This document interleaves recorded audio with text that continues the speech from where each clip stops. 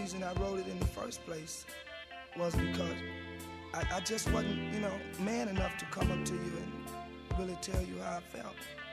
I even called, but I hung up before, you could answer the phone. I'm so ashamed. Yeah.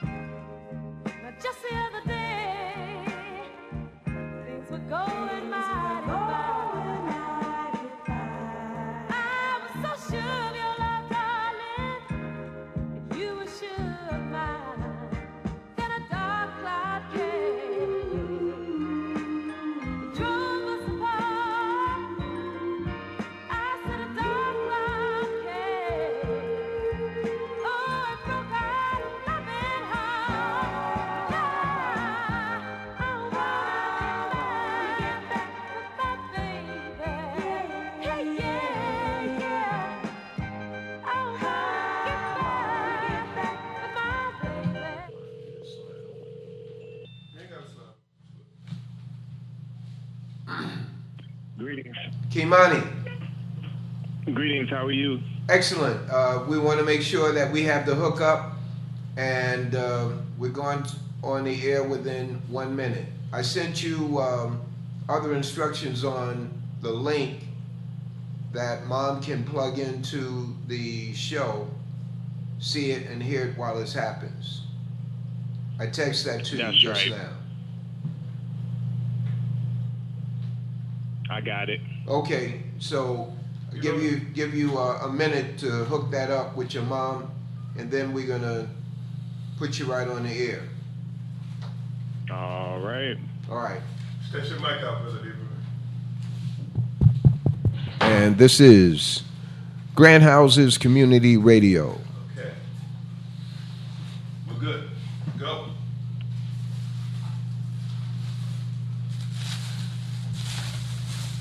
Yeah, get that bag off the table, man. Get that bag off the table, man. Both of them, man. No, man. No. We don't want him to have one of those. He's not supposed to have one of those too. No, this is official. I see that. This is official. Fish scales was more apropos. This the same one bean pie that Brother Malcolm had. This is official. Oh, I didn't know that. This is the official joint here. Thank you, man. All right. You know, Official. I'm contributing to next week's version of the bean pie. All right. Will that cover it? Is that something enough? That'll cover it. That'll cover I want you to get one too. Hey, Brother Leroy, That'll cover we don't it. want the bean pie to stop. I'm just saying. Keep it covered. Keep it coming. You know, thank you for being so kind the first time. Okay, let's do this. We're here at 95.9 FM on the radio dial here at Grant and Grant Houses, and at 95.9 at Johnson Houses. And we're here with Brother Leroy, and he's got his guest on the line. And Brother Leroy, you getting ready to do your thing that you do. Of course, and this is Grant Houses Community Radio, coming to you from Harlem, USA. And the program that you're about to hear, The Communicators, does not reflect the views, attitudes, whims, deeds, or any other proclivities of the Tenant Association management, nor that of the administration of the housing development. However, The program that you're about to hear, The Communicators, does reflect the research done by the participants in the program who are live in living color, and today by phone interview. Now, we always say don't believe anything you hear on The Communicators, but if you listen to the program, you are obligated to do research on your own. Now, today's show is a very interesting show because it deals with a consumer product known as Popeye's chicken sandwich. Now, people on the internet have been joking around about it, etc., but there are those of us who see the actions of our people fighting the employees at Popeye's, etc., and waiting on lines to get this sandwich is beyond normal. It's beyond normal. You don't wait on a line to get a chicken sandwich when there are other food sources in the neighborhood. But without further ado, our guest is a young man who grew up in the shadow of Dr. Sebi. His mom, one of Dr. Sebi's very trusted lieutenants, associates, aides, Sister Annette, known as Mama Pill by the young generation. But she, among other children, had this young brother, Kimani. And Kimani has gone about doing the research that Dr. Sebi commissioned to all of the people who would come around him. He said, you got to do research. Got to prove out things. And this young man responded to a phone call that I made regarding what is going on with this Popeye's chicken. So, Brother Kimani, thank you very much for joining us on The Communicators. Greetings, Mr. Bella. Thank you for having me on today. Let's go into your first contact with. Well, let me go back. What prompted you to begin to do research on this chicken sandwich? Well, as you just spoke earlier, I had the grand opportunity to come up in a household that really focused on health, wellness, and returning back to nature. And in doing that, it gives you a certain level of sobriety in society when certain things take place. So I would have to say that I'm a natural researcher on my own. So anytime there's certain things that pop off in society, I always seem to have another perspective than what everybody else has. When this took place, I already had a good idea what was going on. But because of how quick it escalated, it definitely forced me to move at a quicker pace in regards to really getting to the bottom of everything. Okay. So when you said you already had an idea, what presented itself prior to the viral fights, pushing oneself through a drive-in window, fighting employees to get this chicken sandwich? Well, it was definitely the virality of it all. The fact that it was before there was any aggression, guns being pulled, or any fights taking place. There was this huge marketing campaign that was taking place. And similar to when you're hungry and when you eat and you salivate, the whole process of digestion takes place before food is even presented to you, which means it's a psychology thing. It's something that's happening in the mind. So I felt that through this marketing technique that they were implementing, that there was something on the horizon that was about to happen, because it was just becoming too viral too soon. And once I noticed that and I started doing my research, I started seeing how much was actually going into the whole marketing campaign, which was its own drug, before we even start talking about the actual physical effects of the food. Mm-hmm. Okay, so just take us through, and where we may have a question, we'll stop you. All right. So when we're dealing with this whole situation with Popeye's chicken, we have to keep in mind that everything started on social media first. And just to get an understanding of how social media could be a drug on its own, we have to look at the fact that there are actually colors of blue that are patented by Facebook and Instagram already.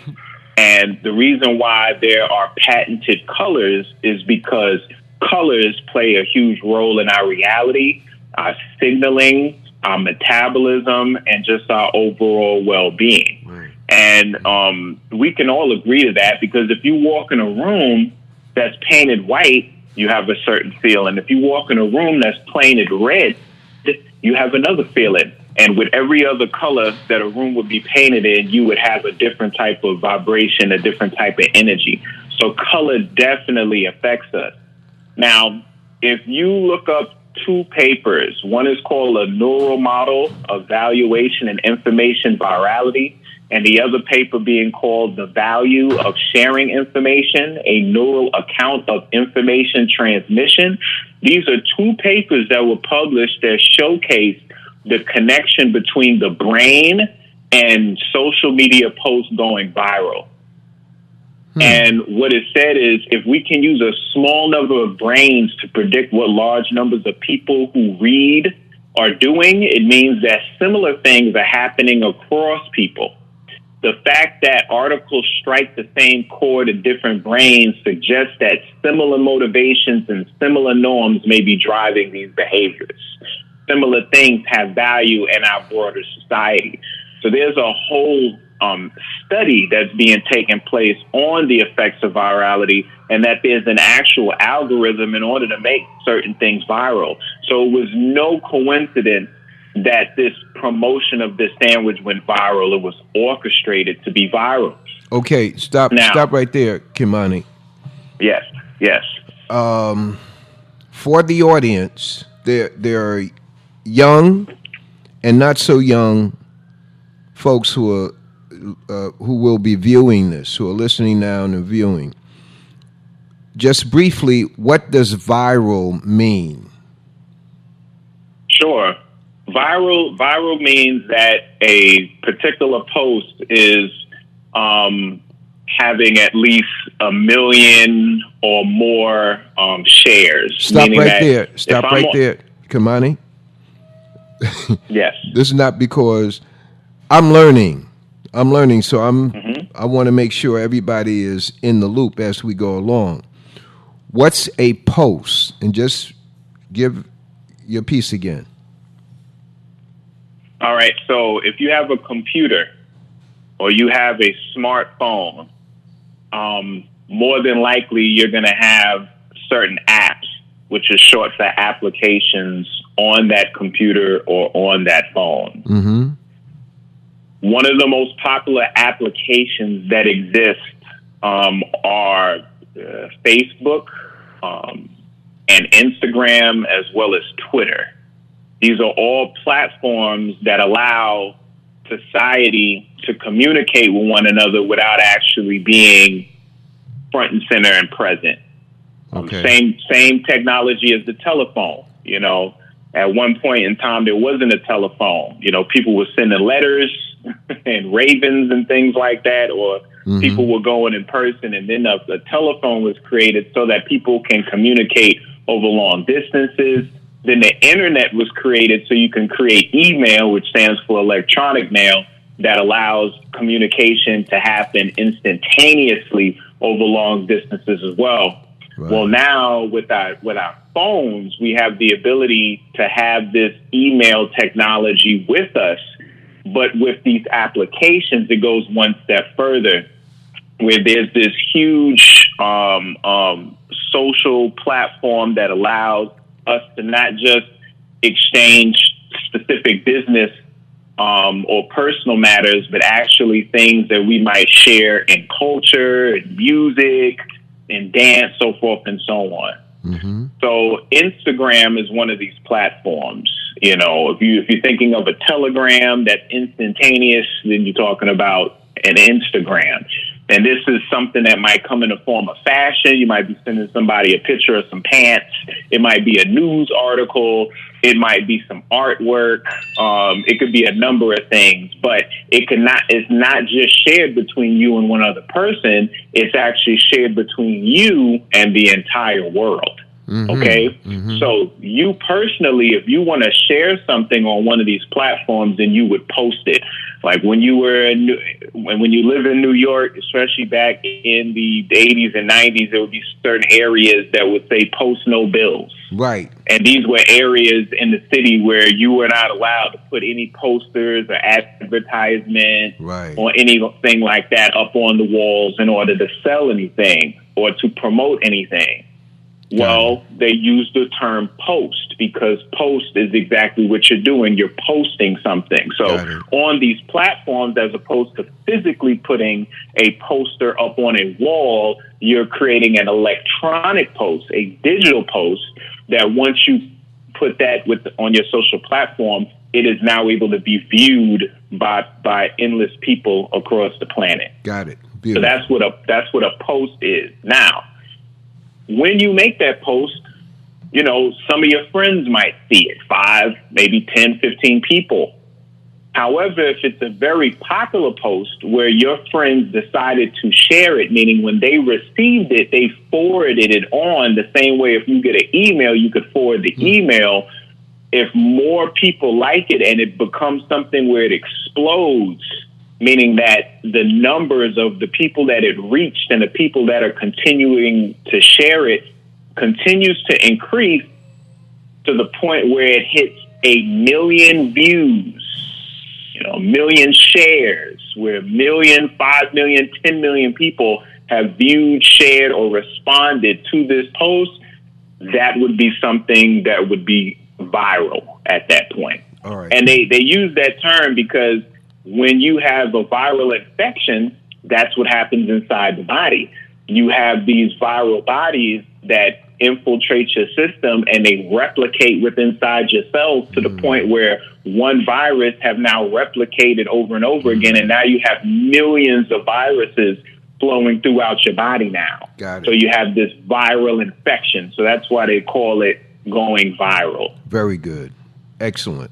So going back where I interrupted you, that you mentioned that the initial posts, correct me if I'm wrong, the initial posts were, there was the aid of an algorithm. You put that in there. So just go back to that part. Yes. So companies spend large amounts of money in marketing and advertisement because they want you to patronize with their business. They want you to continue to purchase their product and talk about it and share your experience with their product so other people can also spend money and engage in a transaction with their company. So they spend a lot of money in order to market. So if you're a multi-million-dollar corporation and you can find a way to save millions from advertising, more than likely you're going to take that chance.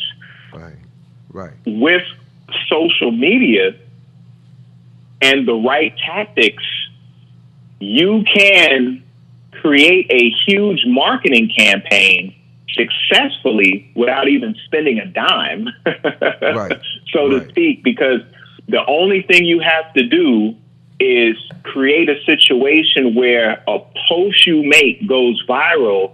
What happens then is the people, the customers, the potential clientele will then do all the marketing and all the advertising that you need without you having to actually spend the money on copies and posters and flyers and commercials and so forth and so on. Right.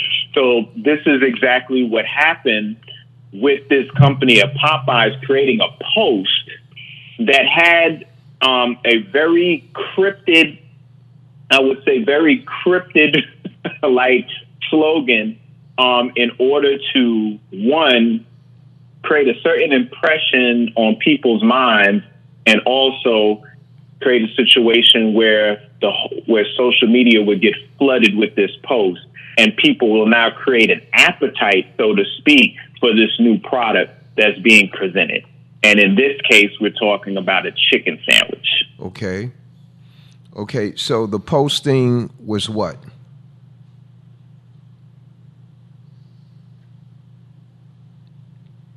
Can you hear me? Maybe we lost him. And Kimani, we lost him. And we'll endeavor to get him right back once we get our engineer in the house. This is the Communicators coming to you from the Grant Houses in Harlem. And the subject that we've taken up deals with a consumer product that has the majority of the customers for this are black folks. So legitimate business always endeavors to have advertising and promotion, etc. So not talking about that. We're talking about the essence that's in the message and the essence that's in the product itself. And that we'll get to as soon as we get Kimani back up on the line. We're dealing with modern means and methods here, and without the engineer, well, we're locating the engineer now. Without that benefit, you have the benefit of Brother Leroy just talking. The fact of the matter is the people who run with messages tend to be the majority of folks who have been kept out of the loop of critical thinking and critical analysis. Critical thinking is that when you get something in front of you, you look and you say, what's this message about? Are they really selling me this? Are they really selling me that? For example, you will listen to some ads on radio, and they're always, it started out with one, now it's multiple products, and I'm dealing with health products. This product does such and such and such and such, and for the first 400 people who call in, take the opportunity to get this product free, and it's only postage and handling. And you hear this over and over again for products. So you say, well, how are they giving anything away for free? Given the history of products here in the United States of America, how are you getting anything in and giving it away for free? And the bottom line is you can begin to think and then analyze. Once you analyze, then you come up with answers that you otherwise would not have, because, quote, we weren't thinking. So thinking comes first in my estimation, and then analysis. Thinking beyond the message, whatever the message is, and then analysis. Why would the Communicators do a show like this? We do a show like this because, taking up a subject like this, because the content of food items have to be examined by black folks. Brother Kimani. Greetings. Okay, Brother Kimani. Yes, the line dropped out for some reason. No problem. So I think we hit on algorithms. The engineer is trying to tell me something, and No, he just called back and it came right back on. oh, okay, So all if you right. drop again, just call back and it comes back. Okay, all right, cool in the gang. Engineers teaching us. We do workshops, and engineers do the workshop with us. So I'd say this is real. You know, this is real community radio. I used to get upset when things would go south on me. You understand? But you know, they can be fixed once you get the right engineer in front of you. You understand what I'm saying? That's right. That's so right. Listen, Kimani, go back to where I think I asked you a question. Then the thing dropped. Right. Yeah, go ahead. So I was speaking on how companies would like to save a lot of money on marketing if they could. And Right. if you have a post go viral, that's one of the greatest ways to save a lot of money, because the only thing you're doing is creating a digital or electronic poster, flyer, and slogan. You put it out there and then you let the people do all the work for you. Okay. And once something becomes viral, people create an appetite for whatever it is, whether it's something that's a food that you're going to eat, or it's a clothing that you're going to buy, or some form of entertainment you're about to engage. This is something that a viral post can do. Now, the post that they particularly made, Popeyes on their sandwich, was a list of words that I particularly felt were trigger words. And what I mean by trigger words is in the art of brainwashing, and yes, I'm saying brainwashing because we cannot sit here and say that there's no form of brainwashing going on in this world. We know that through the advent of media, there's different forms of programming that occurs on the masses day in and day out. So, of course, when you deal with marketing and advertising, you're going to be dealing with that as well. Now, a trigger word would be a word in which when it's repeated or when it's said, and a person hears it, it causes a particular type of reaction within inside the individual that would be psychological and that would lead to some type of physical action. A good example of this would be two films that I know people have more than likely have watched. One would be Bourne Identity with Matt Damon, that whole franchise, as well as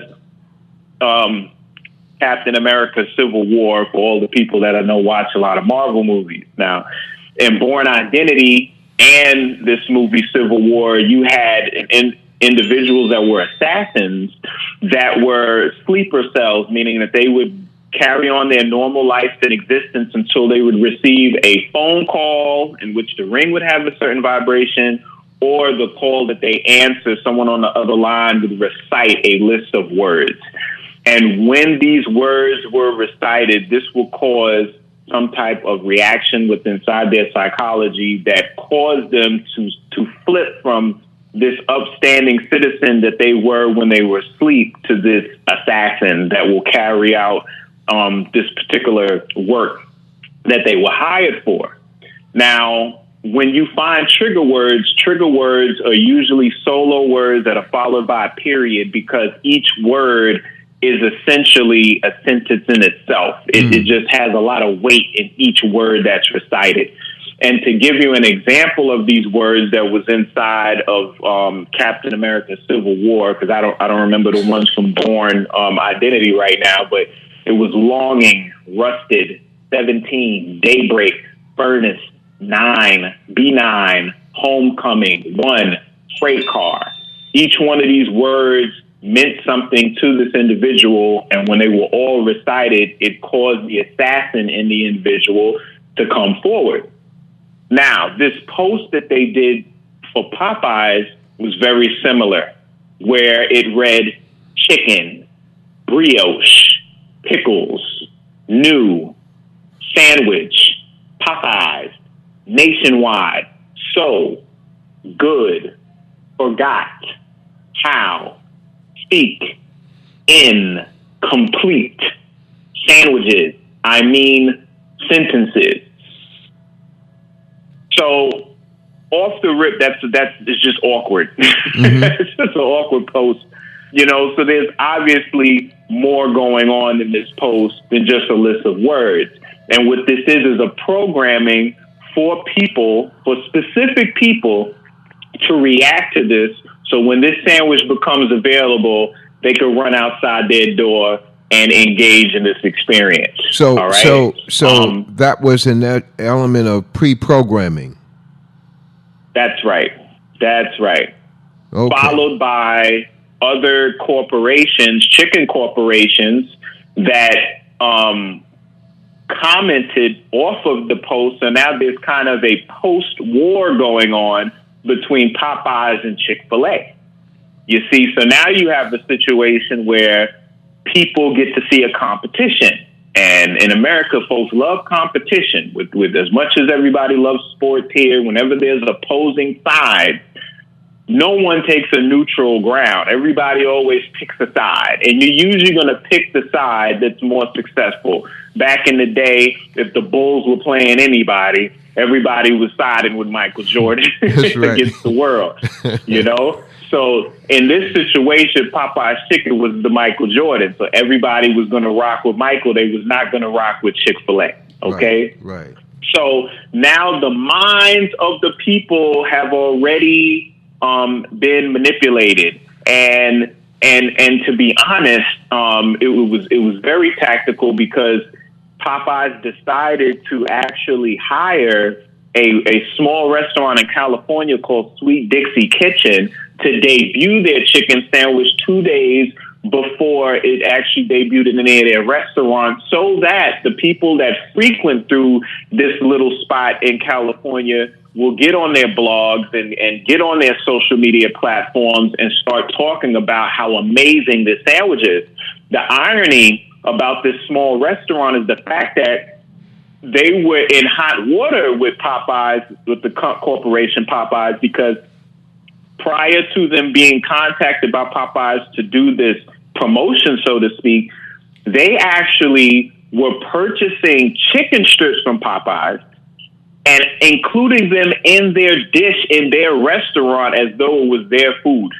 And when they got busted on it, you know, I believe they settled out of court, but Popeyes shut them down and then turned right around and hired them to do this promotion for them. So and I find that quite interesting. That part is extremely interesting, but going back to using a small shop to showcase your franchise product, that's very, very interesting. The fact that they had a legal situation with that shop earlier bears critical analysis, not critical analysis that anyone's going to lose their life, but in terms of exercising, looking beyond what you see and looking into it, trying to figure out, just like a chess move, you're trying to figure out what the other opponent is going to do. That's right. Okay, so they use this non-competitor, non-franchise to showcase their product, but that particular restaurant is very popular in the town and the city where they're located. Oh yeah, definitely. Okay, so what happens is that they know that the patrons of that restaurant, of that particular restaurant, are going automatically. They're going to go to the internet and talk about, hey, what they think about that product. That's automatic. Yeah. Okay. That's right. All right. Okay. Compare that to a screening. I'm just repeating it. Not that you aren't clear. You are very clear. I am repeating it so that we make sure that all of us are clear on your analysis up to this point. So go ahead, brother. And it would be similar to a screening of a film. You know, if people heard that a movie was coming out, that they would, you know, like a Black Panther 2, you know, or Coming to America 2, everybody wants to go see, and you find out that a group of people actually saw the movie already and they were doing reviews, you would read those reviews. It would also create a situation where you would now want to see the film that much more. Right. You see, right. So it creates this this appetite, so to speak, in everyone.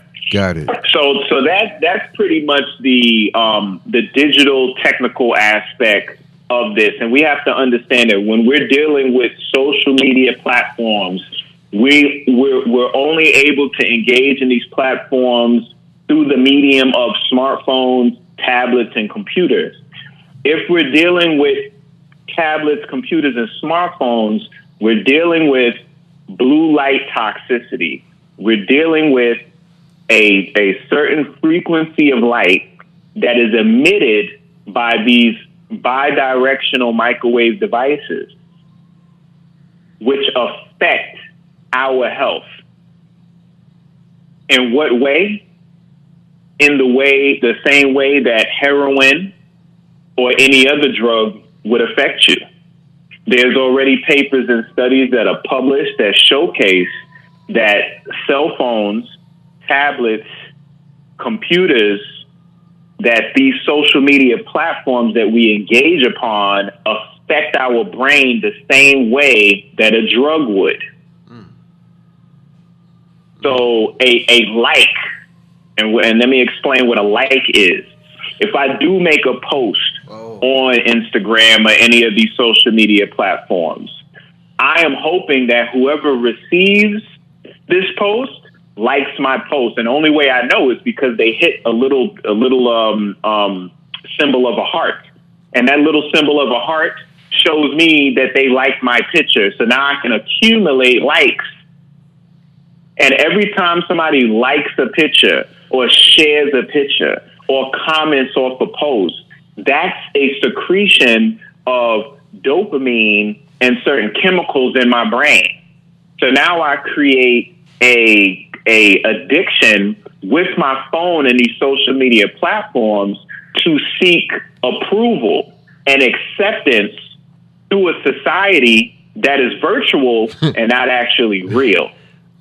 Wait a minute, Kimani. It's a heart in some cases and a thumbs up in other cases, right? Say that one more time. I'm sorry. The like, when you see a posting. Yes. The ones I see is a thumbs up. Yes, it's a thumbs up on YouTube. On YouTube, you got the thumbs up. On Instagram, you got a heart. And I believe on Twitter, you have a heart as well. Okay, and in those cases, the color blue, a shade of blue is used. That's right. That's right. And the reason why this shade of blue is so effective in our body is because there's something called natural EMF and non-native EMF. EMF stands for electromagnetic frequency. A native EMF is the sun or lightning, fire, natural substances that emit light from our environment. Then you have non-native EMF, which would be light bulbs and the lights that come from a lot of our electronic devices. We've spent the majority of our existence in native light. Over the past 100 years, we have engaged in the most non-native EMF in all of our existence. Our body is particularly prepared for native light of the sun, not light from light bulbs and phones and all these other electronic devices that we've engaged in over this past century. The reason why it's so detrimental is because our body is made to engage in circadian rhythm. Circadian rhythm is the rhythm of night and day. We know when the sun rises, that's when we go outside and we do our work. We know when the sun sets, that's the time that we come inside and we go to bed, we rejuvenate and rest for the next day. Blue is a very rare color in nature. You'll find a couple flowers, a few fruit, maybe a blue jay or two. But for the most, it's not really a dominant color because blue occupies two things during the day in nature that allows us to understand that it's either evening or it's the daytime. And those two things are the sky and the waters, oceans, lakes, rivers, whatever. When the sun sets, there is no sky. It's stars, okay, overhead. But during the day, it's blue. So that tells our body innately that it's daytime. Also, if we're by a body of water at night, it is not blue, it's black. However, during the day, the water's blue. Another sign that will let our bodies know, oh man, we're dealing with the daytime.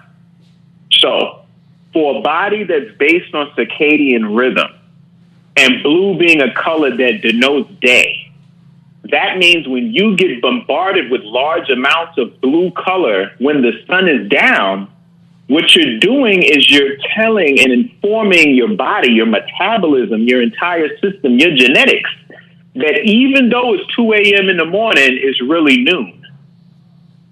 So now your body is making noon and 1 o'clock hormones for being awake, even though it's 2 o'clock in the morning and you're supposed to be resting and rejuvenating your system. And this happens on a huge scale. Right now, we're getting bombarded by so many frequencies and so much blue light toxicity that is damaging our circadian rhythm, which damages our eyes, damages our metabolism, damages our ability to properly digest and extract the elements from the foods that we eat. Now, keep in mind, we haven't even talked about the sandwich yet. We're talking about all of the effects that the people and the masses are engaged in prior to them even eating the meal. Got it. Now, getting up in the morning, we're supposed to greet the sun, because when the sun comes up in the morning, it programs our body. It programs our body through color, because color is the way that we communicate light. Light is a communicator through color. Matter of fact, color, the most simplest way to put color is a visual representation of frequency. Because we can't see frequency. You can't see radio waves flying by you. When you go to the doctor to get an X-ray, you don't see those X-rays coming out of that machine. Right. You don't see gamma rays coming from the sky. We don't see any of these frequencies. However, there's a small little keyhole in the electromagnetic spectrum, and that is the visible spectrum: red, orange, yellow, green, blue, indigo, violet. And these colors are nothing more than ocular, optical, visual representation of frequencies. So when the sun comes up in the morning, it has a certain color. That color is a frequency that programs your body and prepares it for the day. And when you do not get that sunrise, when you do not get it, that morning light, and you're starting your day at 10, 11, 12 o'clock in the afternoon, you've done your body a great disservice. It's similar to going into work and not knowing the schedule. You showing up to work, it's not even your day to show up. You see, or you're getting deliveries on the day where you're not supposed to be getting deliveries, and the staff isn't there to receive the 3 or 4 trucks that just dropped those boxes off. This is what happens when you do not get programmed properly by the sun, but you're getting programmed by the blue light from your phone, and the blue light from your computer, and the blue light from the television, and then the 5G, the millimeter waves coming out of your modem. Okay. So Let me you're play it. living under an alien sun. Let me play it back to you, and that is, we're out of balance and don't know we're out of balance. Oh, yes. And it relates, even though the body is telling the circadian rhythm is definitely affected, but we make adjustments based on a watch or some other means of telling what time it is. But we're not. That's right. We're not in rhythm because there are things around us, the electronic stuff that you just shared with us, throws us out of rhythm, and we think we're normal, but we're imbalanced. Now, that's right. That, and we're saying, but we're not.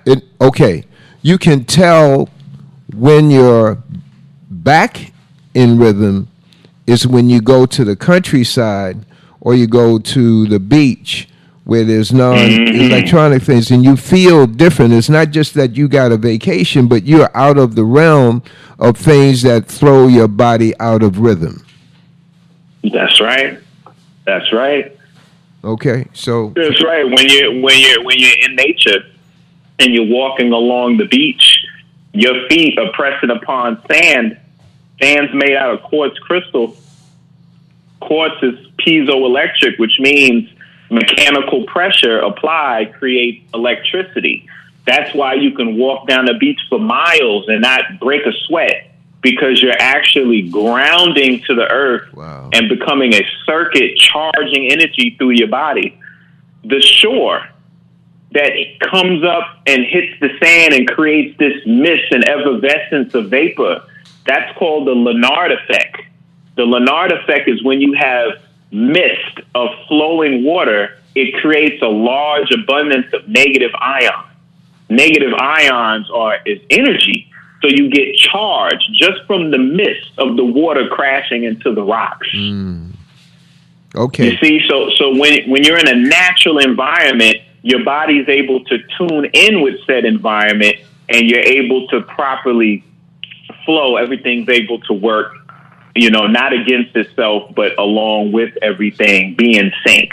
However, Brother living Kamani, in a yes. I'm sorry. We have a question. We have a round table here. All right. So there's Okay. 4 of us in the room, and we have a question coming from the engineer. It's Brother Doug. So when you were Okay. when you were talking about the frequencies and all that, as an engineer, I actually knew what you was talking about, much to my chagrin. But I wonder if you could explain why, when you have a tablet device from let's say like Amazon devices, they all have a blue shade filter, and when you use the blue shade filter, everything is monochrome. So could you just verify that? Oh yeah, that's conjugation. When we learned colors when we were younger, primary colors, secondary colors. We got the primary colors of red, blue, yellow, and then the secondary colors of orange, purple, and green. Well, when you create this color wheel, there's always colors right across from each other. Blue and yellow, like orange and purple, red and green. So when you remove the blue light from your screen is usually going to be a monochromatic red or orange. And this is because of the balance of the colors that's shooting out of that screen. So it's a good thing y'all have those filters. That's beautiful. I know the iPhones have their little night shift that's, it's okay. But if you have an actual filter on the screen that creates a monochromatic tone based on filtering that blue, that means that you're doing yourself a great service to your eyes and your entire metabolism, because now you're not getting bombarded by that particular frequency of 450 nanometers to almost 500 that can wreak havoc, through your immune system. Now, Brother Kamani, yes, the Amazon tablets, which are the ones that we give out to our team members, has in the menu setting a blue shade filter. And I was like, what the hell is that? And I pushed it, and I noticed that everything went like orangey, whatever color you were saying. And that's right. And I was like, whoa. And even if you're looking at it like in the room when there's a lot of light, that thing still goes to that color that you're talking about. And it made me wonder, and now I understand from listening to you, why they had that thing in there in the first damn place. Because if you don't know that blue shade filter is in there, I mean, I was just a curious person, pushing all the buttons, because I'm an engineer. That's what we do.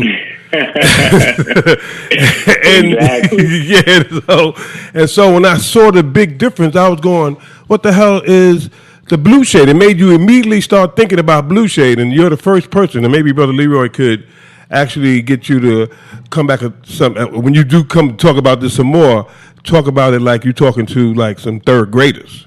You know what I'm saying? You know what I mean? Go take it down to the third grade so that people could understand what the hell you're talking about. I'm an engineer, and like I said, I was embarrassed that I knew what you were saying. All right, that's it for me. Thank you, Brother Leroy.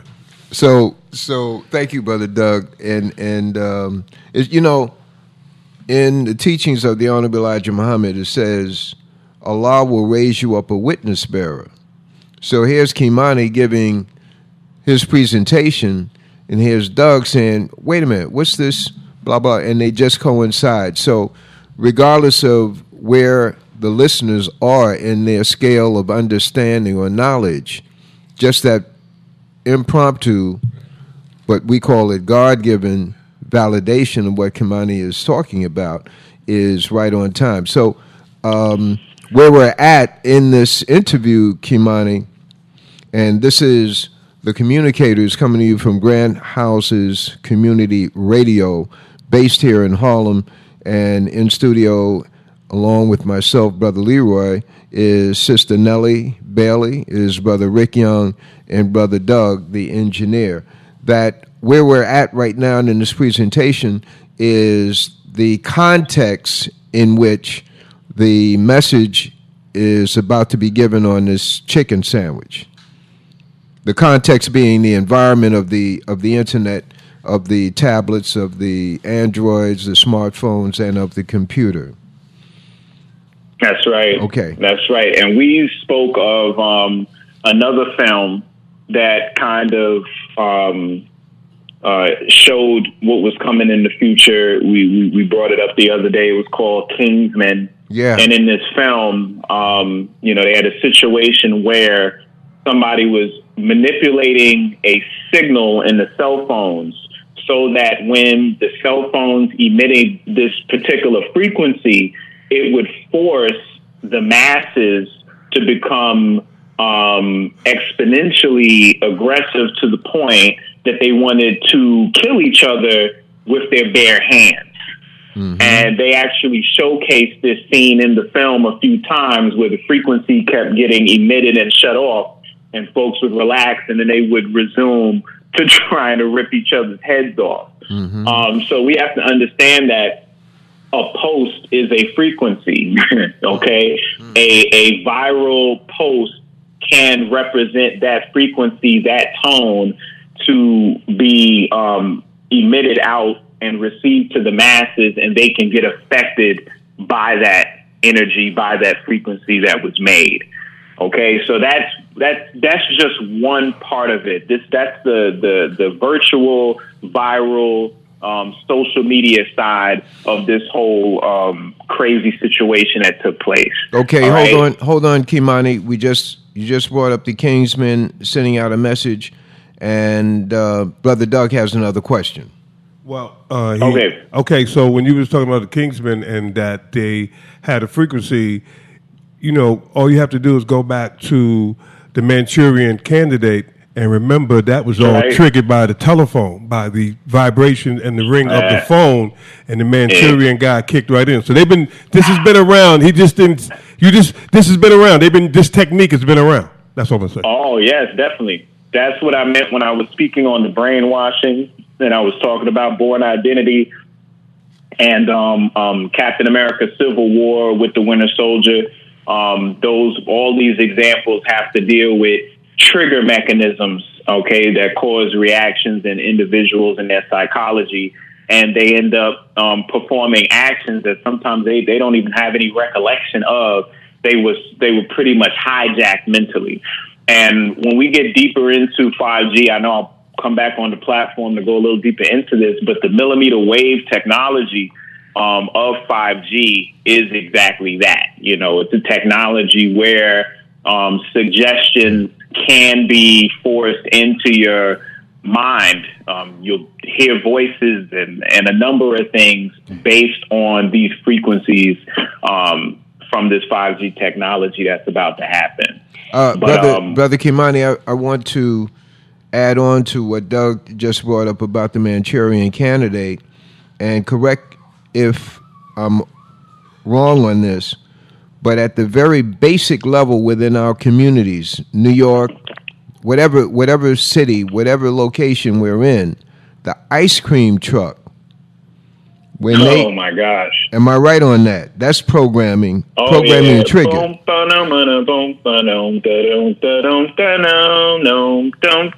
Yeah. I can't get that jingle out my head. Mr. Softy. And I don't even think anybody ever noticed Mr. Softy had a business suit on. Why did he have a business suit? Wait a minute. Why doesn't he? Mascot. Why doesn't he have a what? Oh, a business. Why he had a business? He had a Mr. Softy ice cream logo. He was like an ice cream head, and he had a business suit on.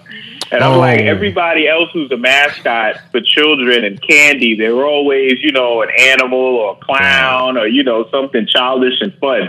This guy was just a straight up businessman with ice cream for a head.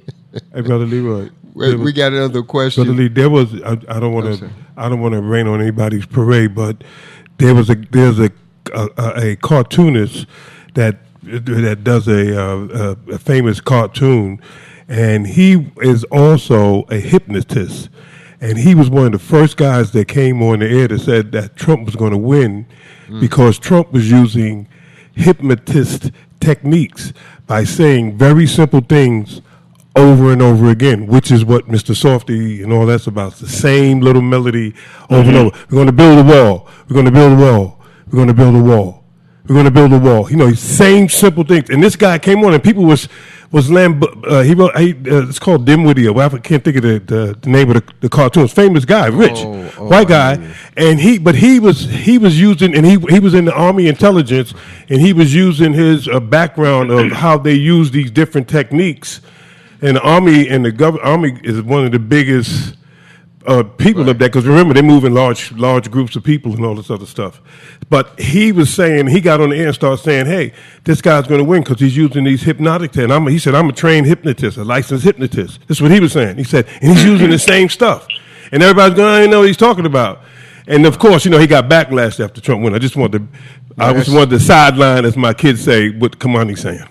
Right, I'm familiar with the cartoon. Oh, no. Starts with a D, but go ahead. I'm sorry. Brother Doug just jumped in all on my question there, man. My bad.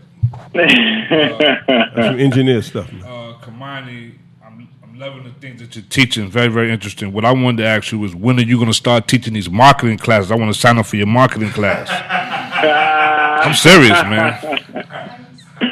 Y'all need to just go watch a documentary called A Century of Self. A Century of the Self, by Adam Curtis, and this is a documentary that tells the whole history of marketing and advertisement and how they started to incorporate brainwashing and psychology in the whole aspect of advertising products.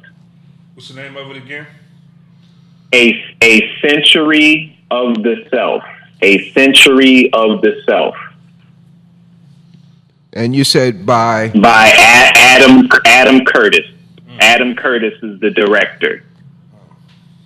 We have another question, comment. Yeah, this is a question, Nellie Bailey. During Barack Obama's first presidential campaign, they spent about $1 billion more money spent on any other presidential campaign. But one of the things that was so curious about that is that ad campaign went on to win a national prize in recognition. And what some have analyzed were the key words in terms of almost a hypnotic effect of hope, change, hope and change, and it became a litany.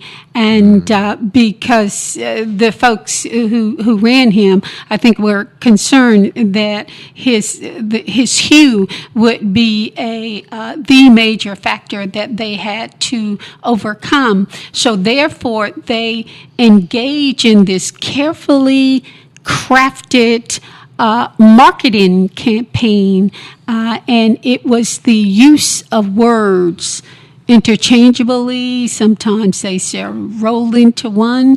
Could you comment about that? Oh, yes, most definitely. I mean, you're absolutely right. We have to keep in mind that even though, we're approaching 2020, 2008 was a very long time ago when you're thinking about technology. At that time, we were making like the transition from the flip phones to the screen phones at that point, and his success had a lot to do with him incorporating technology in his campaign. Texting, posting, shares, things of that nature that wasn't done before. You know, when Bush was in office, it wasn't going on, you know, so this was something very new. And then when he was reelected, that's when, you know, YouTube really started getting more powerful. Instagram started getting stronger. And then Trump came in on the end once the whole transition had taken place. But Obama's a perfect example of a kind of BCAD situation with our technology.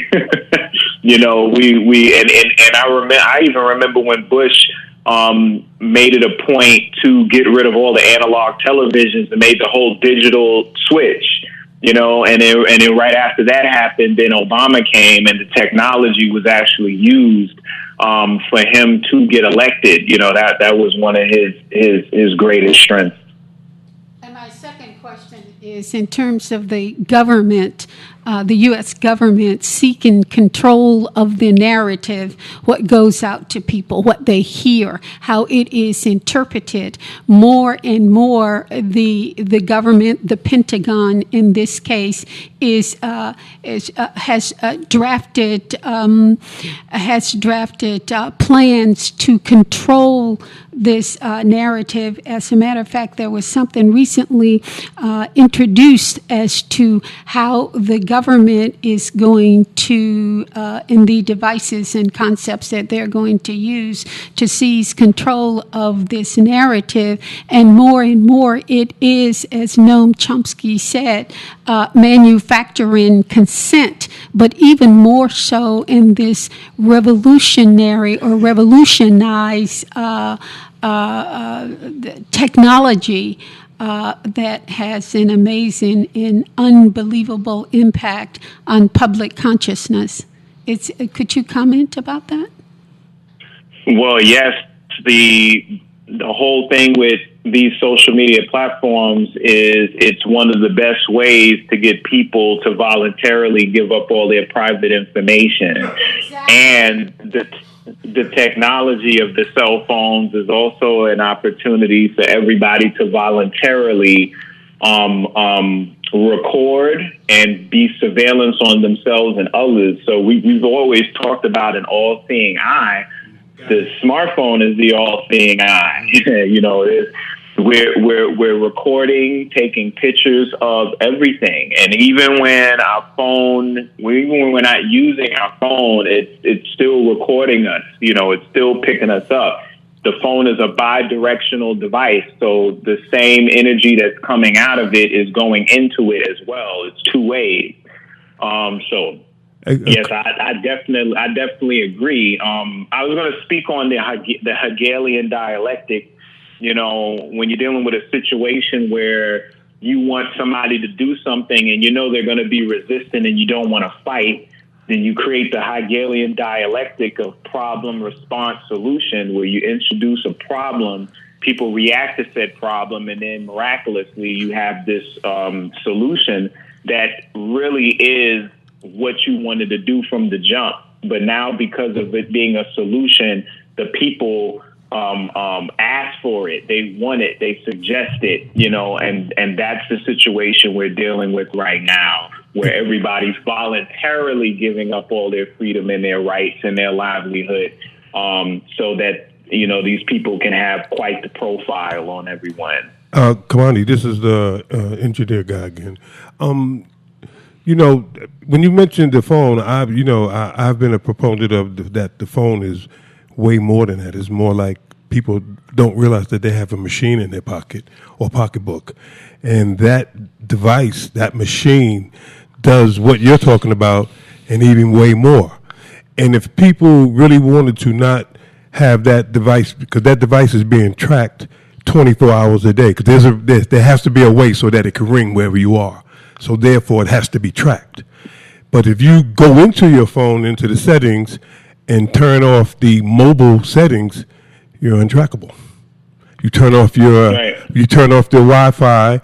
Any apps that ask you, can they use your locations? You say no. So then, because you have to understand that is not a phone, and I'm no disrespect to what Kamani just said. It is way more than that because he told you that you could actually take pictures and movies with it and talk to people with it. Now that's a little bit more than a phone, and because it can do all that. It can watch everyone, and it can be watched. I don't want to scare anybody, but it can be watched. All seeing eye. Yeah, and it's only it's all seeing eye. right. And then on top of what you're saying is that they have these companies that are asking you and I, for our information that they make money off it, and then you're being tracked. So what I hear him saying for the third graders like me is that that machine is, don't think of it as a phone. Think of it as a machine. That's why I always go MITP. Think of it as the machine in the pocket or the machine in the pocketbook. And that machine is, if you're a Star Trek fan, that machine is better than it's an advanced tricorder for the tech heads out there. It is super, the things that it can do. I'm sorry? What's the name of the program on the iPhone that everybody talks to and she talks back? FaceTime. Oh, Siri. All right. Have Siri. you ever said Siri backwards? Oh, what is it? You tell me. I told you this the third grade, man. I told you this. S-I-R-I. S-I-R-I is how you spell Siri. So if you spell Siri backwards, it's I-R-I-S. What does I-R-I-S spell? Oh. The iris. Iris. We watching. Yeah. Looking. Hey, listen, Think this it's is a coincidence no. they named her Siri? I think it's a coincidence that people think that it's a daggone phone when it's way more than that. That's what I think. Exactly. Can you comment So- on the Israeli spyware application? I think it's WhatsApp application. Are you aware of that? This is the Face app. You talking about Yeah, the Face? Face You app. talking about? She's talking about the Face. They have an app where you can put your face on somebody. No, else, no, no. I'm not right? talking. That This one? is in Israeli. Israeli. It's an Israeli spyware application that allows a person to make free telephone calls. Oh, okay. It's something different, and it's very, very popular. And it was only exposed about a year ago this year. No, I'm not sure with that particular app. I am aware that I know there's the app that everybody's been using this year with the you can age somebody and see what they look like when they're older. That's all for facial recognition scanning. So all of these different apps are designed for you to voluntarily give up your information, so that the information can be kept in a data bank, and that data bank of information can be exchanged because you are valuable. You're priceless. And your intellectual properties and all your information and all your little data points, they're worth billions and billions of dollars that's being exchanged all the time. So, hey, Commander, when I was on the bus and there was a brother telling people, these young high school guys, about Instagram, and he mentioned that they were giving their pictures over to Instagram with no copyright. And I thought about Getty, and you know how Getty is some company that Getty Images.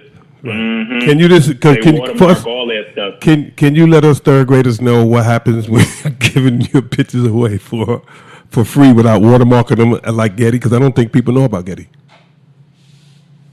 Oh man, I mean, you're giving all your intellectual property away. People can do what they want to do with your image or your likeness and everything, and I mean, that's what it is. It's just everybody's open for business, So I know we've pretty much been talking about the technological aspect of this whole Popeye sandwich situation. We haven't even gotten into the actual sandwich yet, so I wanted to make sure I spend some time actually covering what's in this sandwich and how those components in this food are affecting everybody's physiology and psychology. Yes, sir. Please go ahead. So So real simple. I'm just going to go over the ingredients. I'm going to read the ingredients on here, and I'm going to touch on some of the ingredients, the ones that stand out the most. So when you look at Popeye's chicken's ingredient list, all right, the chicken has monosodium glutamate, which we're going to touch on, salt, seasoning, dried garlic, and dried onion. And once again, they list MSG, which is the first thing that they said, but they had to say it twice because they want you to know there's a lot of that stuff up in there. You got flour. It's fortified with iron, thiamine, mononitrate, riboflavin, folic acid, things of that nature. Then they get into salt, sugar, and this is when it gets interesting. They start touching on all of the dyes. So the food colorings that exist inside this batter is FD&C yellow number 5, may also contain yellow number 6, red number 40, red number 3, grape color extract, blue number 1, blue number 2, beet color extract, annatto extract, turmeric extract, spices, dried whole eggs, non-fat dried milk, leavening, sodium bicarbonate, sodium aluminum sulfate, microcrystalline cellulose, natural flavor. Okay, now in parentheses next to natural flavor, it says, all flavor ingredients contained in this flavor are approved for use in a regulation of Food and Drug Administration or are listed as generally recognized as safe on a reliable published industry association list. This product also contains corn syrup solids. Now, for you to have to put that in parentheses next to natural flavors, woo! Wheat, egg, milk, yellow number 5, 6, red number 3, 40, blue number 1, and blue number 2. So they listed the dyes twice to let you know that there's a substantial amount of food dyes inside this batter. All right? Now, of course, natural flavors is something that's going to stand out, okay? And the reason why natural flavors is so dangerous is because there's no specific ingredient that constitutes natural flavor. Natural flavor is a hodgepodge or a cesspool of particular things that the Food and Drug Administration allows, to slide on by. Wow. And as long as it's made from some stuff, and I'm trying to find this quick little list real quick. Let's see, 1 second. I wonder what the different... Okay, here we go. So, no, that's the food coloring. Hold on. Where's my natural flavor? I had a little natural flavor thing here. Why they got different, numbers like red dye 1? Where they got red dye 30, 32, 40? I mean, that's scary. Yeah, they got that's scary. all the dyes. We're about to go through the dyes. I was just trying to find this natural flavor thing that I had listed, but natural flavor just means that it comes from plant, root, leaf, natural substances, but it can also come from any egg, animal, bacteria, or yeast as well. Okay, so natural flavor can mean anything. It could be human. It could mean it derives its source from human sources. It would still be considered natural flavor. All right, so let's touch on MSG. All right, MSG is called monosodium glutamate. Now, monosodium glutamate was isolated from a sea vegetable called kombu. This sea vegetable creates this glutamate inside, which is a flavor enhancer. So when you add the sea vegetable to soups and dishes in Asia, it would make it more appetizing. It would be a much deeper flavor because your mouth, your tongue, your digestive tract are covered with glutamate receptors. These are like satellite dishes that receive the signal of glutamate to it. And what glutamate represents is like umami. Umami is a flavor that deals with a savory taste. So we know mama's cooking when she in there cooking a stew for 6-7 hours, and she put that thing in a bowl, and you taste it, and it's so deep and so rich, and you like, man, I want another bowl, and you ain't even done with your first bowl. That's umami. That's that rich, savory dish. Well, glutamate represents umami, and we have those receptors expressed all over us. So if we take glutamate in any form, our body's going to take it in because we're built for the glutamate. Now, the good thing with fruits and vegetables and natural substances is that when you consume them and they have an active ingredient, that active ingredient is surrounded by other ingredients that work along with it so that there's no side effects or problems. But when you extrapolate ingredients from a plant and you try to utilize that as an additive, because it no longer has its cousins or his brothers, his sisters, his aunts, his uncles around it no more, it causes more harm than good at that point. And MSG is a very good example of that, because when you take MSG and it gets inside of your brain, what ends up happening is you overstimulate all of your nerves, right? Your nerves are constantly firing impulses in order for you to be able to have, cognitive function, for your muscles to work. Your nervous system has to be on point. And what ends up happening with MSG is it overstimulates where you're firing your nerve signals at a rate that's extremely dangerous. And you have another molecule called GABA that is like brakes. So if you think of a car and you're driving down the street, MSG would be a lead foot, okay? Slamming on the gas. You know good and well, if you ride down the highway and you just slam on the gas uncontrollably, you're going to increase your rate of getting in an accident, right? So you have to pump on your brakes in order for you to control your acceleration and your speed so that you control how you drive on the road. Well, when you take MSG, there's no brakes. Somebody done cut your brake line, and someone put a brick on your gas, and you're just flying down the road 120 miles per hour, smashing into anything that happens to be in your way, except this is happening in your nervous system. So these nerve endings get overexcited and to the point that they die. They die from overexhaustion. So now you have brain damage. So this is why they label MSG as an excitotoxin, because it overexcites your nervous system to the point of toxicity. We see the same effect with nutritional yeast. And the reason why we see this effect with nutritional yeast is not because MSG is added to nutritional yeast, but the glutamate, which is an amino acid, is actually within the protein of this yeast. And in order to make nutritional yeast, you have to process this yeast. And through the processing and the decomposition of this yeast, proteins are denatured. And because proteins are made up of amino acids and they're predominantly made of glutamate, now you have this abundance of glutamate inside the nutritional yeast. So it's pretty much just a pile of MSG once again. Mm-hmm. Hey, Kamani,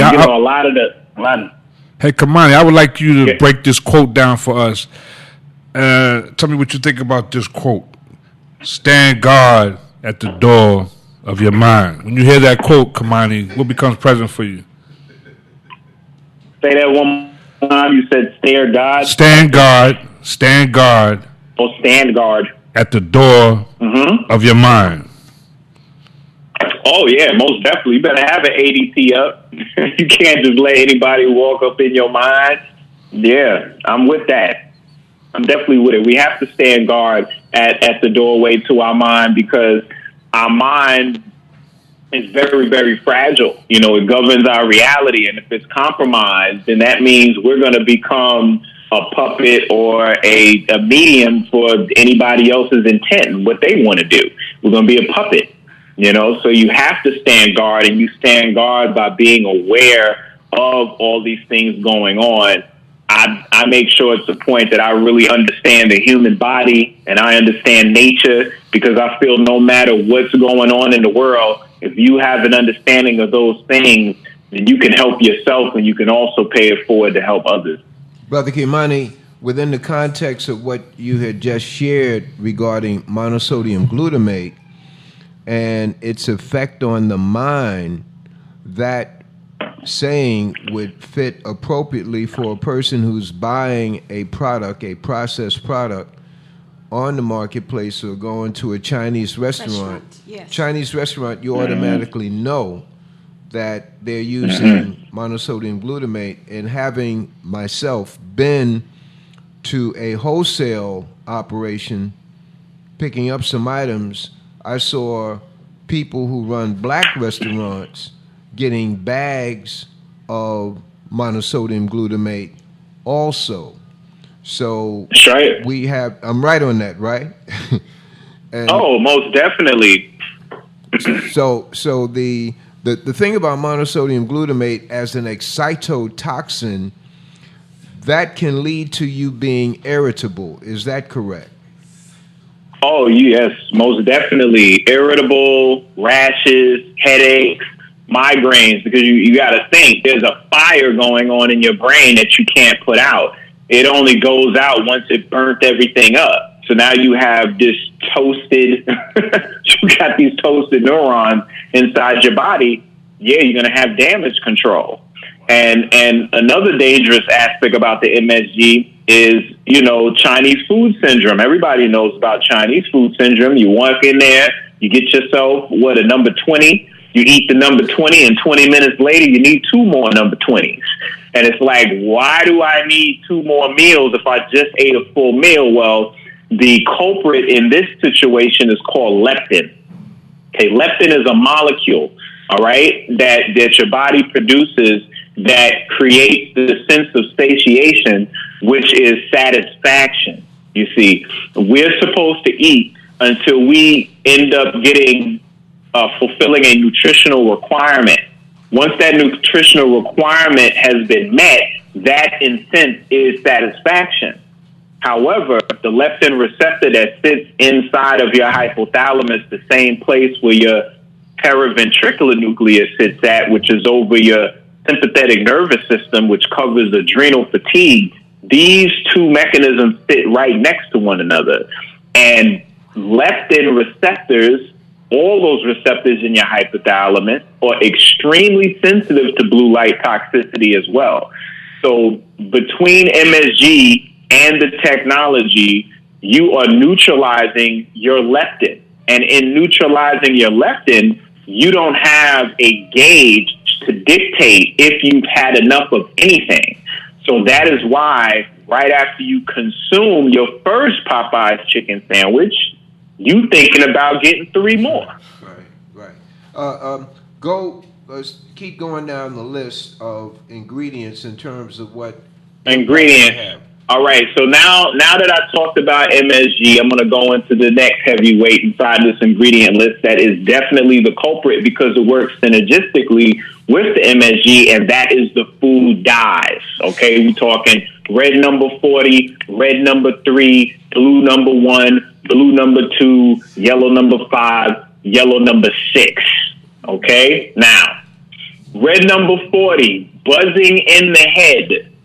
Like a lawnmower, like someone's outside cutting their lawn, but it's inside your head. Okay? Hyperactivity, need for disruption, migraine, abnormal brain activity, and lesions. Okay? Which are scars that are not healing. They're open wounds. This predominantly takes place in the frontal lobe. All right? Wow. Yellow number 5. Emotional anger, fighting, bipolar, suicidal thoughts, emotional disruptions, anxiety, defiance, violent outbursts. Okay? This is the effect on the amygdala and the hippocampus in the limbic area of your brain. Okay? Blue number 1 and 2, moody, grumpy, tired, and irritable. All right? Now, the Center for Disease Control recently found that 1 in 5 boys of high school age and 11% of children overall have been diagnosed with ADHD, which represents a 41% increase in the past decade. 41%. Now, these food colorings, you know they have to be toxic because they're made from crude oil. They're petroleum-based. They make it from crude oil. And we know that a metabolite of crude oil known as benzene is extremely carcinogenic. Extremely carcinogenic. Now, I'm going to go into some of the particular things that these food dyes do inside of your physiology that then will equate to these these people acting outside of their mind. Because I would like, before I even start, let me say this. If you are having a war within, then what exactly are you perceiving without? I'm going to say that again. If you have a massacre going on within inside yourself, then when you look outside the windows of your eyes, what do you see in the world around you? So, one of the things that these food colorants do is they bind to proteins in your body. So, in order for anything to get around in your blood, they usually have to call an Uber. Okay? And the name of this Uber in your bloodstream is called albumin. Okay? Albumin is the Uber or the Lyft in the bloodstream because a lot of things that get inside the bloodstream, they don't know where to go. That's like you going in a city for the first time. You don't know how to get around. So you either have to take the public transportation, you're going to call yourself a cab, and they understand where to go, so then that's how you get there. That's what albumin is. Well, albumin is a protein. Proteins are made up of amino acids. Once proteins do their job, they have to get broken down and recycled. Well, how do they get recycled? A protein, which is in turn made up of amino acids, the particular amino acids that it's made of are markers for enzymes that break down that particular protein. I'm going to say that again. A protein is made up of amino acids. Think of a pearl necklace. Let's think of the necklace as the protein. The pearls that make the necklace up are the amino acids. Now, let's say that the pearls are different colors. They're green, they're orange, they're blue, they're yellow. Each one of those colors represent a different amino acid. Let's say the yellows and the oranges are the particular amino acids that these enzymes recognize so that they can cut right there and break that protein down into its individual pearls, and the amino acids can get recycled into new proteins later. Well, when these dyes bond with these proteins, they particularly bond with the amino acids that the enzymes are looking for: arginine, lysine, and histidine. So, because the color dye is bonded to these amino acids, the enzymes can't bond with the amino acids. Thus, the protein can't break down. Thus, you do not have any breakdown or digestion of the protein element of your food. That's one huge issue. Where do they get stuck at? Okay? Wait, he's asking where do they get stuck at? Oh, they can get stuck in your digestive tract. They could get stuck inside your colon. What if I told you that autopsies have been performed and people's colons were green?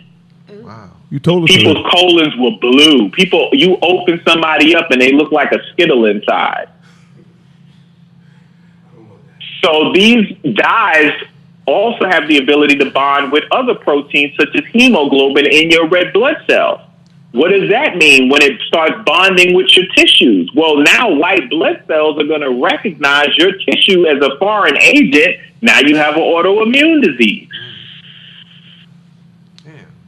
So now you're getting eaten up from the inside because you're radioactively tagging tissues in your body with all of these foreign agents.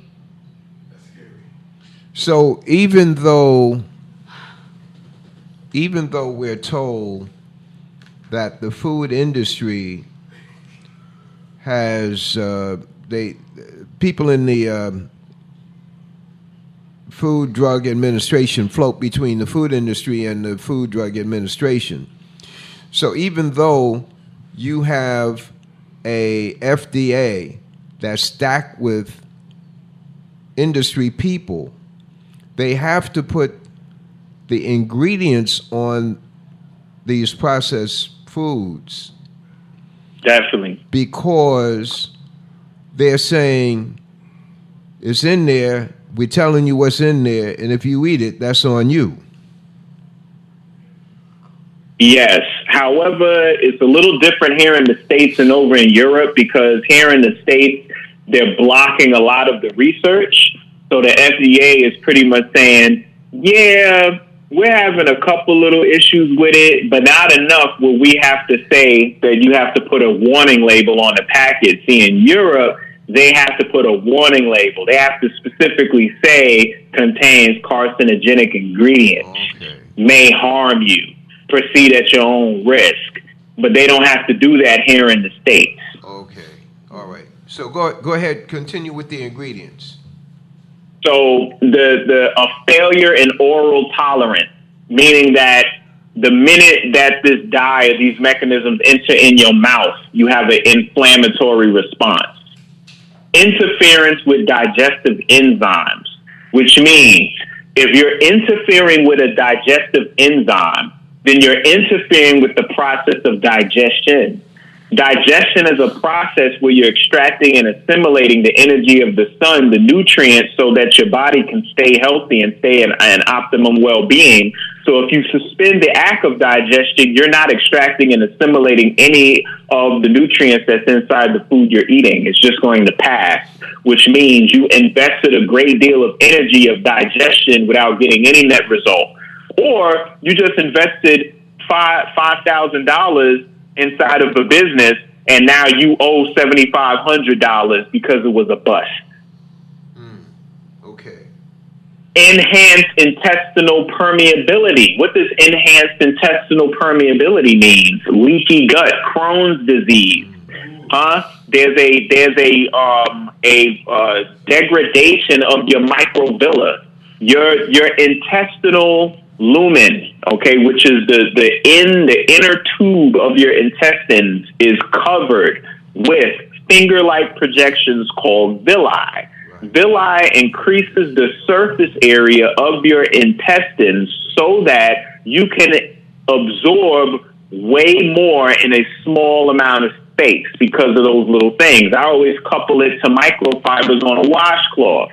You see a washcloth got all those little microfibers. Why are they there? To increase surface area so that you will have, a more efficient means of cleaning your body when you wash up. So with these microvilli inside of your intestines, what they do is they break your microvilli down where their size starts to shrink. They get smaller, or they lay down. If you lay the microvilla down or you shrink the size of the microvilla, you're decreasing the surface area of your intestines, thus you're preventing the body from being able to properly absorb the nutrients. Big problem. Liver toxicity, mitochondrial dysfunction. Your mitochondria is everything in health. It's only passed down by way of the mother, and it represents our entire health. Pretty much mitochondria is like an accountant for electrons. That's what it does.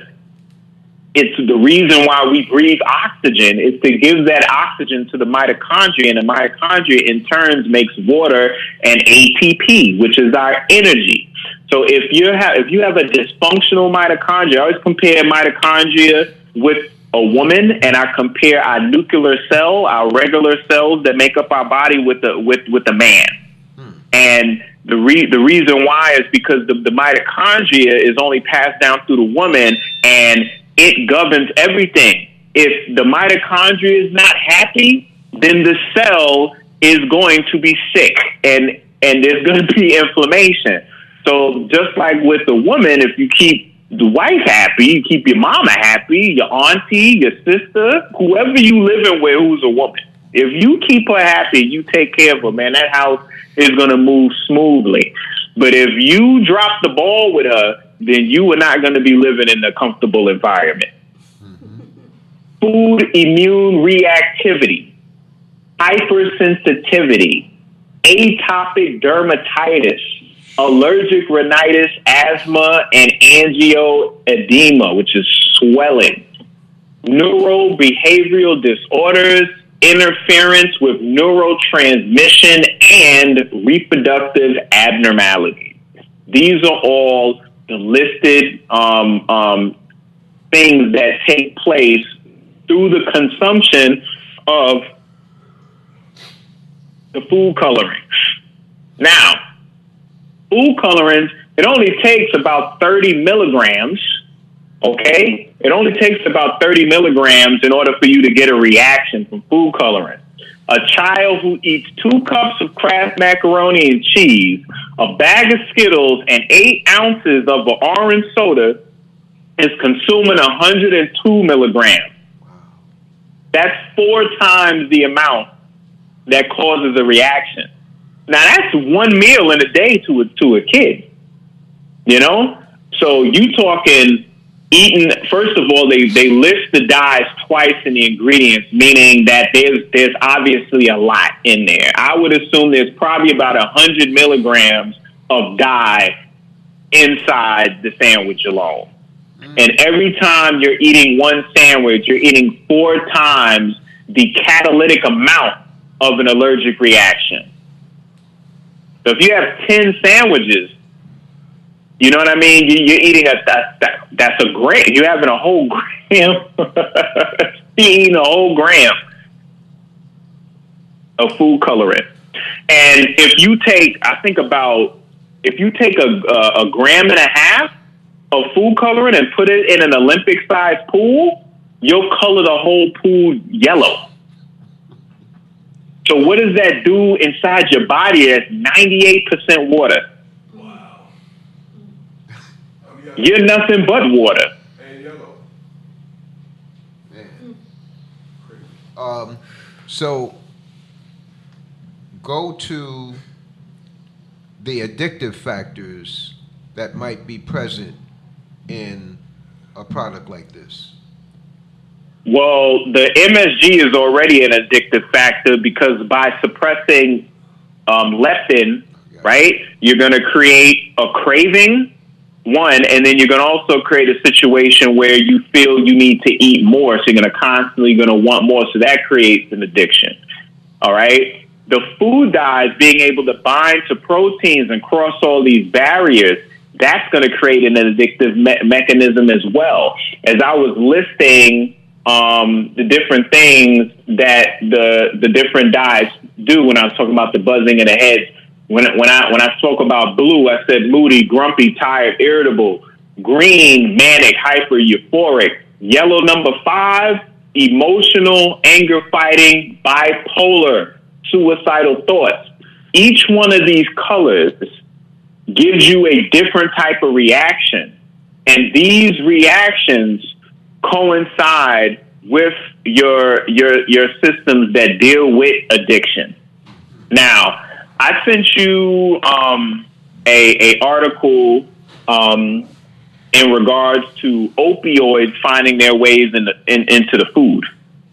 All right, and when I talk about opioids, what I mean is the molecules, the chemicals that are yielded from the poppy plant, which is a flower. We all know most of the wars we done been fighting over these years have been over these opium plants, right, and heroin and all that stuff being made. But I sent an article to Mr. Baylor dealing with Asia admitting that they're actually putting opioid capsules or poppy capsules, so to speak, inside their foods with the MSG specifically to create and increase the addictive properties of them. Now, if you go to the store, you can buy poppy seeds over the counter because you can get poppy seed covered bagels. You could get poppy seed lemon cupcakes and muffins. Well, those poppy seeds have opioids inside of them. Matter of fact, if you make a tea from those poppy seeds, you can make a lethal dose of opioid just from the seeds. So poppy seeds are actually a feed that is given to chicken. So who's to say chickens aren't being fed poppy seed? Who's to say in the natural flavors there's not some type of poppy yielded product implemented in there? Because these effects that we see, these manic, depressive, aggressive effects we're seeing from these people have everything to do with the manipulation of the opioid system inside of the body. Okay, and we're going to go around the table for any other questions, and we're going to stop after that. I'm going to say one more thing real quick. One more thing real quick. So this is based on a study that they did where they found out that the synergistic, it's not so much about the individual component, it's about how things work together. Okay? So these group of scientists investigated the individual and potential synergistic effects of blue and MSG on neuronal development. Investigators, they used these cells that were induced to differentiate and grow neurites, which are projections from the neurons to show that the neurons are growing in the presence or absence of two food additives. Neurotoxicity was measured as an inhibition of neurite outgrowth. When cells were treated with the two additives together, rather than just seeing an additive effect, the two compounds work synergistically, right? A 50-50 mixture of MSG and blue number 1 produced a 46.1% neurite growth inhibition. It cut neuron growth in half, which was significantly different from the expected value of 15.8. See, if you just do the math of the two individually, the value is supposed to be 15.8, but for some reason, when MSG is combined with the color, it creates a 46.1 inhibition rate. Wow. When you say inhibition, I'm relating that to an adult or a child not having inhibitions. You're talking about, just clarify that. When I say inhibition, what I'm saying is when the MSG and the color is combined, there's a 50% inhibition, and the inhibition is the growth of the neuron. So they were testing neuronal growth. They were testing the growth of new nerves, how through thinking and doing new things, the neuroplasticity, the growth of your brain, it changes by new growth.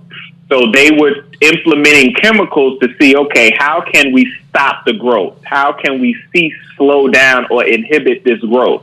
And when they did the math of each individual chemical on its own, they had a value of 15.8% of stopping the growth. But when they actually combined the MSG with the blue number 1, it actually created a 46.1% rate of stopping the growth of the nerves in the brain. Okay, so not only is the MSG destroying neurons, now the synergistic effect of the dye with the MSG prevents any new growth from taking place. My reaction to that is that lends into dumbing down the population. There you go. You got it. Along with the blue light, because the blue light specifically states that it creates, what is it called? When you're easily suggested, suggestion. You want to buy new stuff anybody gets you upset, you're not about to jump up and do anything productive. Just to soften the masses. The blue light does that. So when you couple that along with these chemicals that you're putting internally in your body, and you're not going outside, you're living in an alien light environment, all these things come together to create a very, very dangerous cocktail. Going around the table before we conclude with Brother Kimani, and Brother Kimani, at the very end, you can give how people can connect with you if you so desire. We have questions? Brother Kimani, this is Rick. Yes. You mentioned at the beginning of this interview that you are a natural researcher. Can you break that down? What do you mean by that?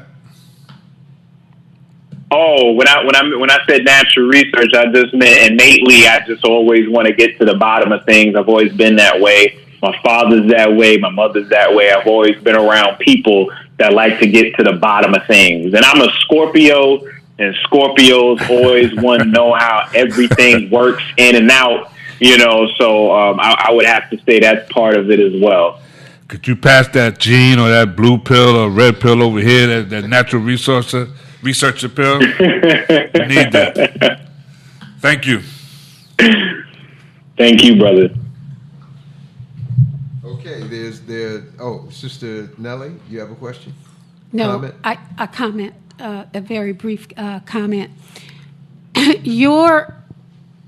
Your analysis, your information has pulled together from me a number of issues, because number one, when you look at health in the Black community, physical health and mental health in terms of food, there is a Chinese restaurant literally on every corner, a takeout that is cheap and quick.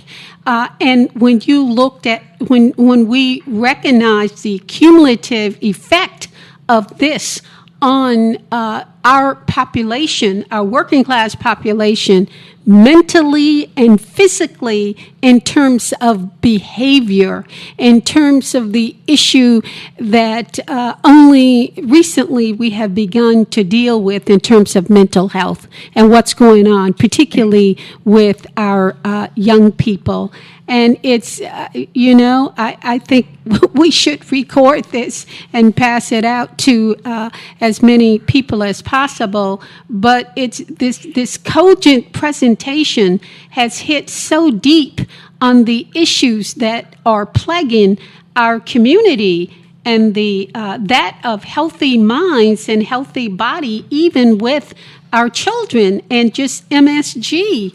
I mean, you go to a restaurant and some smart people say, hey, listen, I don't want any MSG in my food. I know I do that. But you aren't dealing with all of the other factors. And so you're escaping one, but you are encountering about 100 more. So anyway, I wanted to say thank you. It certainly provided a real paradigm shift for me in understanding some of the issues that are happening in our community. Thank you.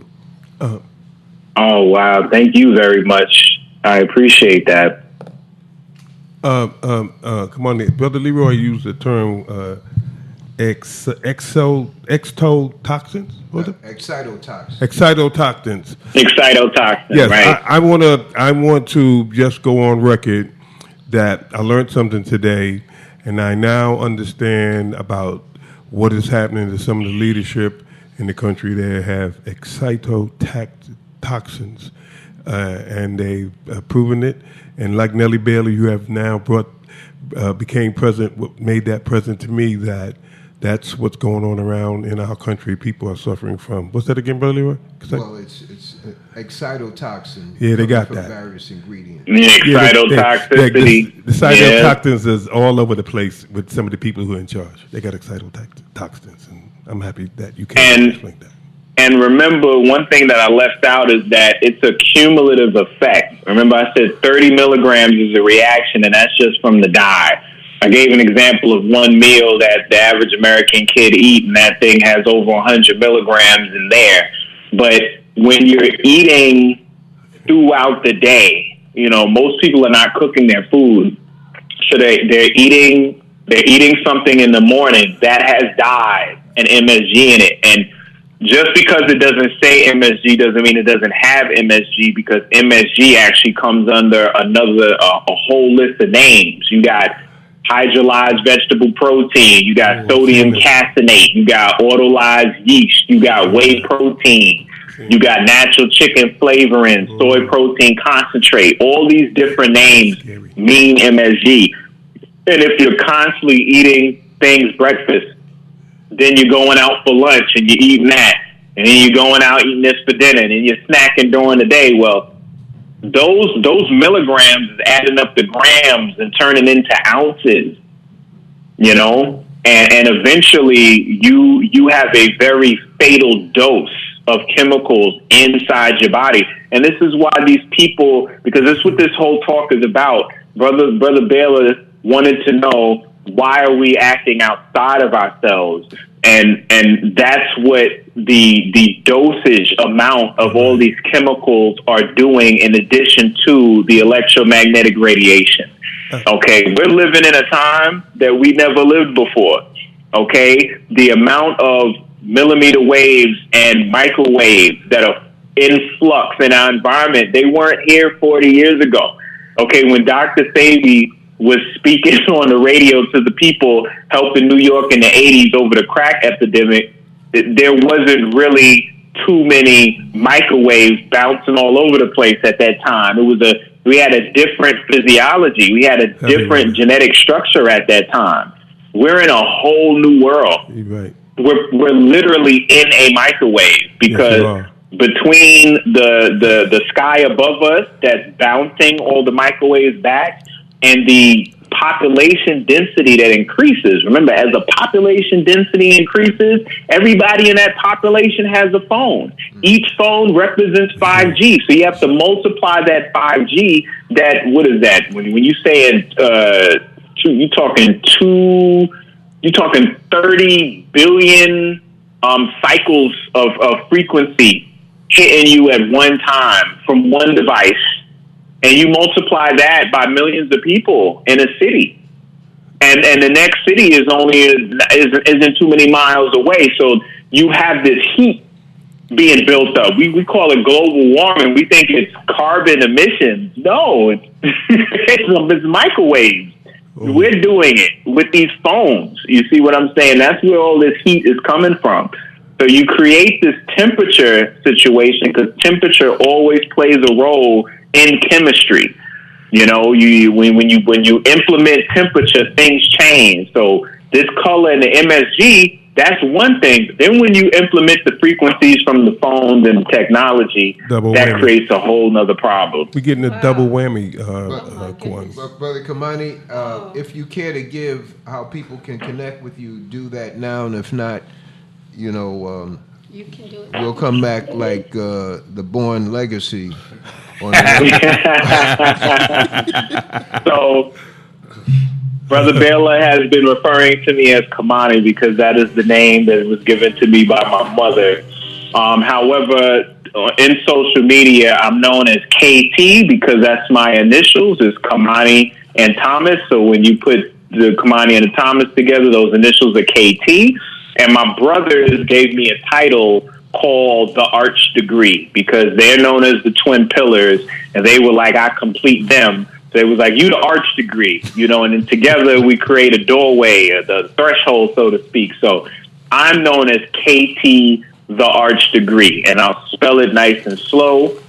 The letters KT PHE, the Arch, ARCH, Degree, DEGREE,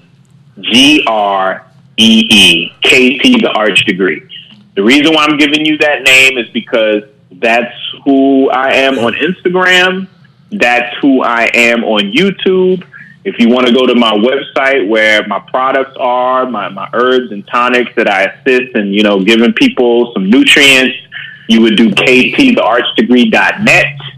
And if you want some of my real in-depth videos, I have that on my Patreon account, and you would put KT the Arch Degree /Patreon.com.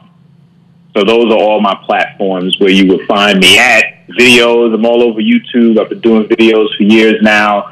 Either I'm talking about the body or I'm breaking down a movie. It's going to be one of the two. Well, my brother, we're going to have you black up in here to deal with some movies. I can't wait. To deal with some movies and whatnot. And whatever questions the round table will have, may God continue to bless you and your family, your mom, dad, everyone who you're connected with and who you've given birth to. God bless you there, brother. Thank you for your time. Thank you. Thank you, brother. Thank all of you.